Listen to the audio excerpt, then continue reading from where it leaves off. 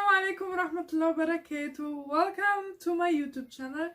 ده أول فيديو ليا هنا على اليوتيوب. أنا اسمي نانسي وعايشة في ألمانيا، والقناة دي هتبقى عبارة عن beauty things and makeup. لو عندكم أي أسئلة للميك اب، للشعر، للسكين، للجسم، اكتبوا ده في الكومنتس. وما تنسوش تعملوا سبسكرايب واديلوا thumbs up. يلا نبدأ بأول حلقة. النهاردة هنعمل سكين سيرم. ده لتجاعيد يعني بيشيل تجاعيد في الوش وبيشيل حاجات وحشة، وده لازم يتحط مرتين في اليوم. يعني لو حطيتوا ميك اب تحطوا قبل الميك اب. ده ممكن تستعملوه للبرايمر بتاعكم، يعني حطوه قبل الميك اب. ولو اخر اليوم بتشيلوا الميك اب تحطوه برضو قبل ما تناموا. يلا نبدأ نعمل الميكس ده مع بعض.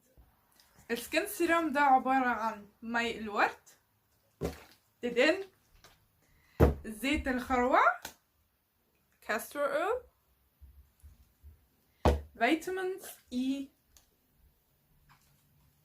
and snail serum.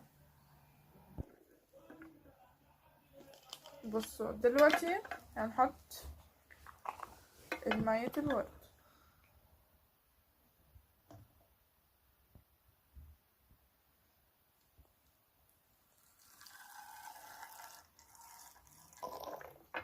لغاية النص، شايفين؟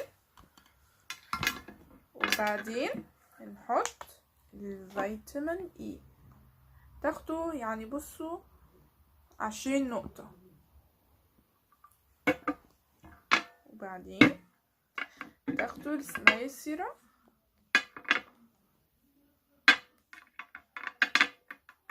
يعني تاخدوا نعد يعني 1 2 3 4 5 5 نقط. وبعدين تاخدوا الزيت الخروع وتاخدوا شوية حبة حلوة. وبعدين تقفلوا وتعملوا ميكس. اهو السيرم ده، السيرم اللي لسه عاملينه.